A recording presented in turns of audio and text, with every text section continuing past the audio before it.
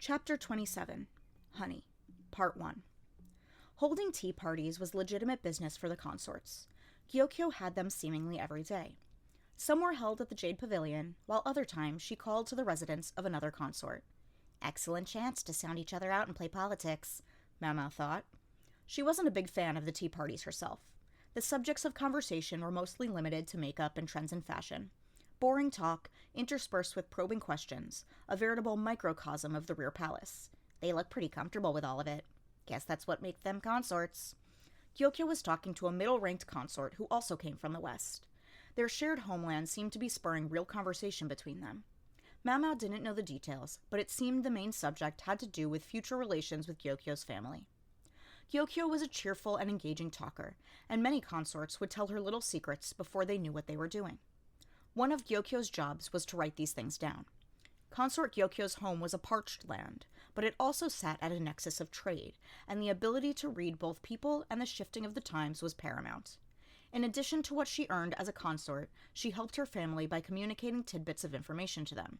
She was up awful late last night, but she doesn't look tired at all.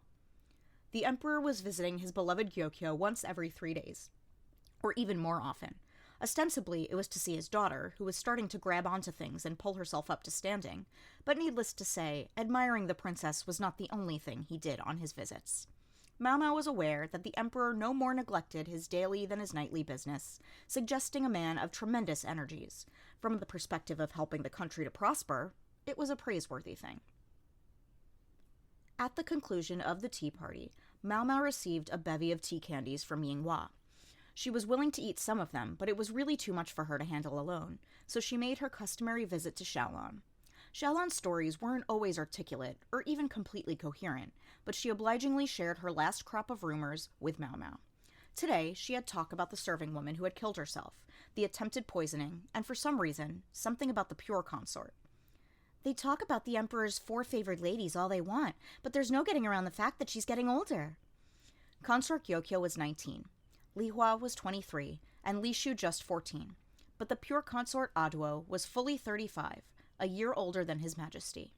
It might still be possible for her to bear a child, but under the system operating in the rear palace, she could soon expect to be moved aside in a process they sometimes called being slid from one pillow to another. In other words, Aduo could not hope to become a mother of the nation. Talk was already going around about her possible demotion and who might be elevated to the rank of high consort in her place. Such chatter was nothing new, but because Aduo had been the emperor's consort since before his accession, and because she had in fact borne him a son at one time, the talk had rarely gained much traction. Mother of a dead little prince, Mao thought. It was the same fate Li Hua had to look forward to if she didn't become pregnant with another child for His Majesty. And she wasn't really alone. Consort Gyokyo couldn't assume she would hold pride of place in the imperial affections forever. For every beautiful blossom faded in time. The blossoms of the rear palace had to bear fruit, or they were worthless. As familiar as this logic was to Mao by now, it never ceased to remind her that the palace was also a prison. She brushed a few stray crumbs of mooncake from her skirt and looked up at the overcast sky. Gyokyo's partner for today's tea party was somewhat unusual. It was Consort Li Shu, another one of the 4 favored ladies. It was uncommon for consorts of the same rank to hold parties for each other, still more so when it came to the highest-ranked women. The nervousness was clear on Li Shu's childlike face. She was attended by 4 ladies-in-waiting, including the notorious food taster. Apparently, the woman hadn't been punished as severely as Mao had feared she might be. It was cold out, so the tea party was being held indoors. Some eunuchs were put to work setting up chaise lounges for the ladies-in-waiting in the sitting room. The table had a mother-of-pearl inlay, and the curtain was changed for a new one with elaborate embroidery. To be perfectly blunt, they hardly put this much care into receiving the emperor himself, but it was the way of women to want to put their best foot forward for their peers. Makeup was likewise applied with gusto, and Mao was summarily deprived of her freckles. The girls accented the corners of their eyes with red lines. It was a level of makeup men might have considered ostentatious, but that didn't matter. Here, the more gaudy of the 2 parties would be the victor. In their conversation, Consort Gyokyo seemed to do all the talking, while Li Shu nodded along meekly. Perhaps that was just what came of the difference in their ages. Behind Li Shu, her attendants seemed less interested in their lady than in the accoutrements of the Jade Pavilion, gazing this way and that at the ornaments and furnishings. Only the food taster stood dutifully behind Consort Lishu, across from Mau Mau, eyeing her erstwhile tormentor watchfully. What's the story here? First the woman from the Crystal Pavilion, now this girl. Mau Mau wished people would stop treating her like some sort of monster. She wasn't a stray dog, and she wouldn't bite. Offhand, they look like perfectly ordinary ladies-in-waiting, Mau Mau thought. She'd once told Gauchwin that they bullied their consort. It might be a little awkward if the allegation turned out not to be true, but she would have been just as glad to be wrong. Compared with the few, the proud ladies-in-waiting of the Jade Pavilion, Lishu's women seemed a bit slow to act, but they did their jobs. At least, such as they were. Since Gyokyo was the hostess of today's tea party, they didn't have that much to do. Ailan appeared with a ceramic jar and hot water. Are you partial to sweet things? It's so cold today. I thought this might be comforting, Gyokyo said. I like sweets, Lishu answered. It seemed to make her feel a little more at ease. Inside the jar was a citrus rind that had been boiled in honey. It would warm the body and soothe the throat, and could even prevent colds. Mau Mau had made it herself. Gyokyo seemed to like it, and had frequently served it at her tea parties lately. Despite her pronouncement that she liked sweets, Consort Lishu suddenly looked distinctly uncomfortable. The food taster likewise seemed as if she wanted to object to what was being poured into her lady's drinking cup. Can't take honey either, Mau Mau thought. None of the other ladies-in-waiting lolling about seemed prepared to say anything. They just looked at Lishu in annoyance. Get over it, they seemed to be saying. They still thought it was just childish pickiness. Mau Mau gave a little sigh and whispered in Consort Gyokyo's ear. Her eyes widened slightly, and she called Ailan over. I'm terribly sorry, but it seems this needs to steep a little longer. I'll serve something else. Do you take ginger tea? Yes, thank you, ma'am, Lishu said, sounding a little more upbeat. Changing teas had evidently been the right move. As Mau Mau glanced up, she saw Lishu's ladies-in-waiting. She almost thought they looked disappointed. The impression only lasted for a second, and then it was gone. Come evening, that loveliest of eunuchs appeared, as ever. Nymph-like smile in front, Gauchwin behind. Mau Mau had the feeling lately that there were more furrows in Gauchwin's brow than before. Perhaps he had a new trouble to contend with. I hear you had a tea party with Consort Lishu, Jinshi said. Yes, and it was lovely. Jinshi made regular rounds of the Emperor's most prominent consorts, almost as if it was his business to keep things together in the rear palace. He seemed to sense something unusual in the day's get-together, and so felt compelled to involve himself. Mau Mau tried to make her exit before she got sucked into anything, but naturally, he stopped her. Would you be so kind as to let go of me? I wasn't done talking. When the sublime young man turned his gaze on her, Mau Mau could only drop her own eyes to the ground. She was sure she was looking at him as if he were a dead fish. Not a pretty fish, either. Probably one of those bottom-feeding ones. Ah, such friends you are, Gyokyo said, laughing merrily. A little too merrily, and Mau Mau found herself replying, Lady Gyokyo, a bit of acupressure around the eyes may help prevent wrinkles. Oops, can't be talking like that. She had to be careful not to be rude to anyone but Jinshi. Guess that's not a great idea either. She'd already upset him just the other day. Too many little missteps like that, and she might find herself out of the eunuch's good graces, and perhaps meeting a prompt end by strangulation directly after that. Have you heard that the serving woman who killed herself is allegedly the perpetrator of the poisoning the other day? Mau Mau nodded, for it seemed by Jinshi's tone that he was asking her and not Gyokyo. As for the consort, she seemed to sense that this conversation would be best held in private, and left the room. Mau Mau, Jinshi, and Gauchwin were left alone. Do you really believe the culprit committed suicide? That's not mine to determine. To turn a lie into fact was the prerogative of the powerful. She didn't know who had made the determination, but she suspected Jinshi was connected somehow. Would a mere serving woman have reason to poison the food of the virtuous consort? I'm afraid I don't know. Jinshi smiled, a seductive look he could use expertly to manipulate people. Unfortunately for him, it didn't work on Mau Mau. She was sure he knew he didn't have to leer at her to get what he wanted. He simply needed to give her an order. She wouldn't refuse. Perhaps I could dispatch you to help in the Garnet Pavilion starting tomorrow? What purpose did the question mark serve? Mau Mau gave the only possible answer. As you wish. A house, they say, comes to reflect its master. Just so, Consort Gyokyo's Jade Pavilion was homey, while Lihua's Crystal Pavilion was elegant and refined, and the Garnet Pavilion, where Aduo lived, was eminently practical. Nowhere in the decor was there anything unnecessary. There was a conspicuous lack of interest in extraneous ornamentation, which itself achieved a kind of sublimed refinement. It spoke directly to who the mistress of the house was. Every bit of waste had been stripped away from her body, which boasted neither flowery excess nor ample abundance, nor charming loveliness. What was left, though, was a stark, neutral beauty. Is she really 35? If Auduo had put on an official uniform, one could have mistaken her for some up-and-coming civil servant. Here in the rear palace, where there were nothing but women and eunuchs, she must have been the apple of many an eye. She was attractive in a way that was very similar to Jinshi, and then again, different. Mao Mao hadn't seen exactly what Auduo had been wearing at the banquet, but now she had shed any skirt or wide sleeves in favor of what looked almost like riding clothes. Mao Mao was being shown around the residence along with 2 other serving women. Auduo's head lady-in-waiting, Feng Ming, was a plump, garrulous beauty who delivered fluent exposition as they trotted through the household. "I'm sorry, having brought you here on such short notice," she said.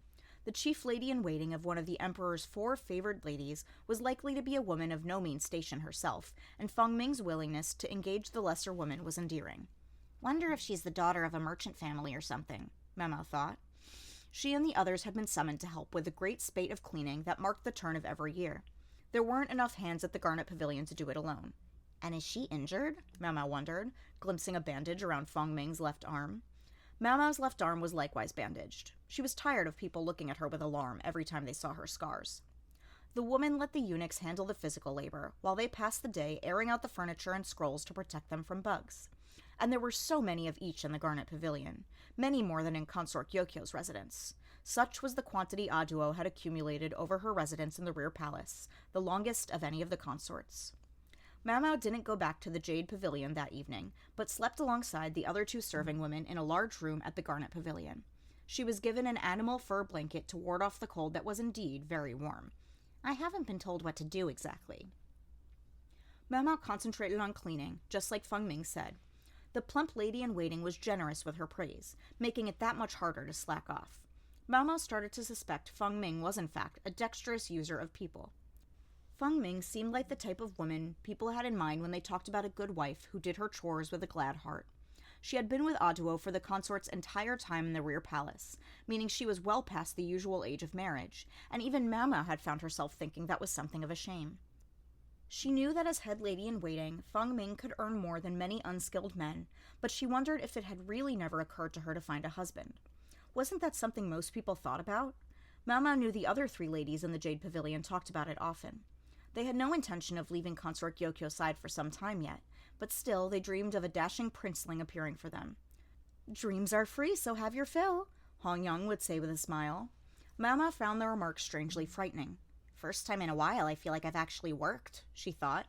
Then she curled up, just like her namesake, the cat, and was soon asleep. Is the mastermind behind the poisoning attempt really here? Mao Mao wondered.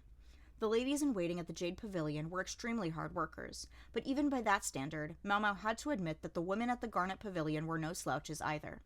All of them adored Consort Auduo and wanted to do their best work for her. That was as true of their leader Feng Ming as it was of anyone. She would never let herself be constrained by her station. If she saw a speck of dust, she would grab a cloth and wipe it away herself. She hardly seemed like the chief lady-in-waiting to highly ranked consort. Even the industrious Hong Yang would leave such tasks to the other women. I wish those proud peacocks at the Crystal Pavilion could see this. Consort Lihua, it seemed, simply wasn't lucky in serving women. Maybe the reason she had so many of them was because each one did so little work. They were excellent talkers, but nothing more, and therein lay the problem. Then again, taking such problems in hand was one of the challenges of holding a high rank. Powerful loyalty, though, could bring its own troubles. It could motivate someone to attempt poisoning, for example. Some high official was trying to get his own daughter into the rear palace, leading to the prospective disenfranchisement of one of the 4 foremost consorts. If anyone was apt to be demoted, it was Auduo. But what if one of the other consorts' places were suddenly vacant? Gyokyo and Lihua were more or less secure, but presumably the emperor didn't visit Consort Lishu. Mao Mao suspected that was one of the reasons her ladies-in-waiting took her so lightly. His Majesty doesn't like them so scrawny. Maybe it was a reaction against his father's preference for extremely young girls. The current ruler only aroused if a woman had enough meat on her bones. Every consort he visited, not least Gyokyo and Lihua, possessed a certain voluptuousness. As such, Lishu had yet to fulfill her duty as a consort. Maybe that was just as well for someone so young. She was technically of marriageable age, yes, but a pregnancy at 14 could put considerable strain on her body come childbirth. Even back at the Verdigrees' house, girls didn't graduate from apprenticeship until 15. And until then, they didn't take customers. It ultimately made them better courtesans who lasted longer. Mao Mao preferred not to think too hard about the former emperor's predilections. If one did a little math involving the respective ages of the current emperor and his mother, one arrived at a most unsettling number. In any event, if someone wanted to get one of the four ladies out of the picture, Consort Lishu would be a logical choice.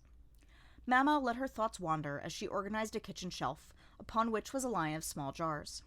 A sweet aroma tickled her nose. "What should we do with these?" Mao Mao, picking up one of the jars, said to a lady-in-waiting who was cleaning the kitchen with her. The two serving girls who had accompanied Mao Mao the day before were cleaning the bath and the living area respectively. "Oh, those. Dust the shelf and then put them back the way they were." "Are these all honey?" "Mm-hmm. Lady Fengming's family are beekeepers." "Ah." Honey was a luxury item. A person would be lucky to have even one variety, let alone a whole shelf full, but that explains it.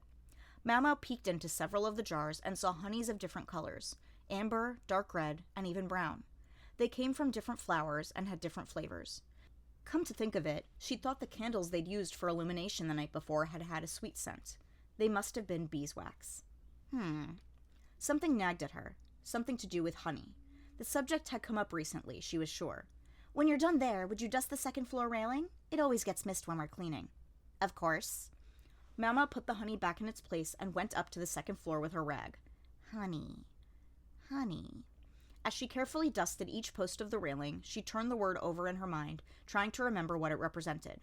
Well now. From the second floor she could see outside clearly, including some figures amongst the shadows of the trees. They evidently thought they were hidden, but they were obviously observing the garnet pavilion. Is that Consort Lishu? The young consort was there, with only one attendant, her food taster. None of this was making sense to Mao Mao. Her memory went back to the tea party and Lishu's unaccountable aversion to honey. Honey. She just couldn't let the thought go. Mao Mao appropriated the Jade Pavilion's reception area to report to Jinchi about what had transpired at the Garnet Pavilion. All of which is to say, I have no idea. What she didn't know, she didn't know. Mao Mao refused to underestimate herself, but by the same token, she wouldn't oversell her abilities either. She was perfectly frank with the gorgeous eunuch. She'd told him all she'd come up with after 3 days in the Garnet Pavilion. Jinchi reclined on a chaise lounge, looking elegant as he sipped a fragrant tea from some other land. It had a sweet aroma. The concoction involved lemons and honey. I see. Yes, of course.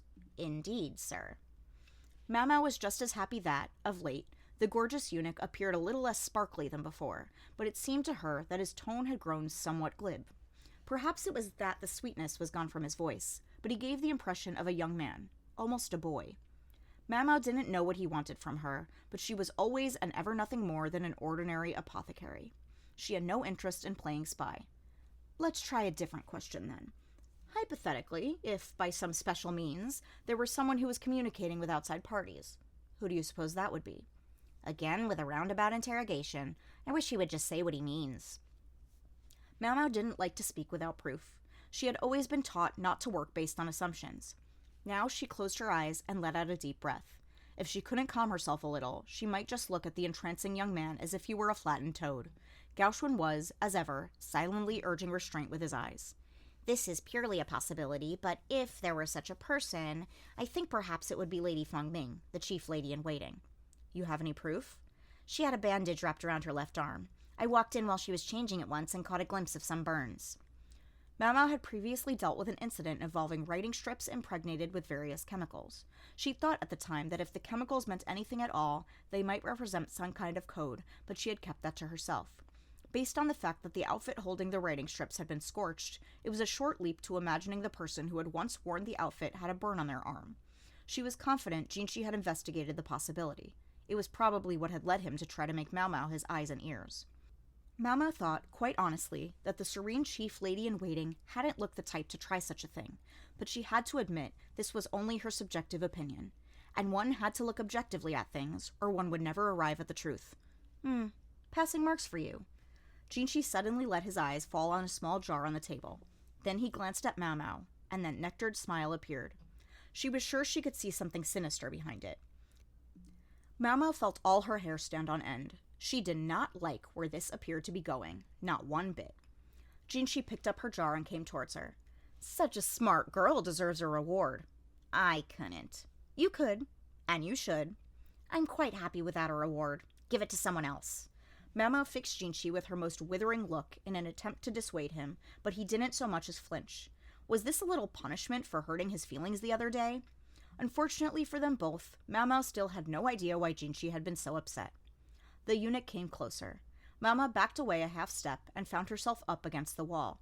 She looked to Gauchwin for help, but the reticent aide was sitting by the window, idly watching the birds flying through the sky.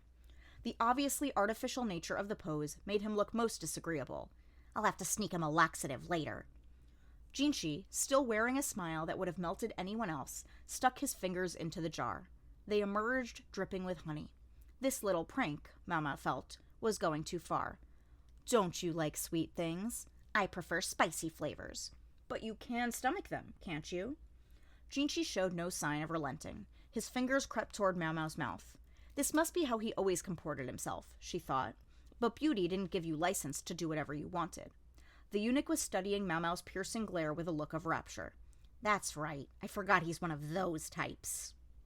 She tried giving him a crushing look, as if he were a small, brown rat, but it was having the opposite of the effect she wanted. Should she take this as an order and simply let him stuff the honey in her mouth? Or should she try to salvage what remained of her pride by finding some way to escape? I could live with it if it were at least wolfsbane honey, she thought. Honey from a poisonous flower would at least have the virtue of being, well, poisonous. Suddenly, something came together in Mau Mau's mind. She wanted to take a moment, tease out the threads of the thought, but with the pervert about to stick his hand into her mouth, she couldn't think anything at all. Just as the fingers were about to touch her lips, she heard a voice. What are you doing to my attendant? It was Consort Gyokyo, standing there and looking very displeased. With her was Hongyang, her head in her hands.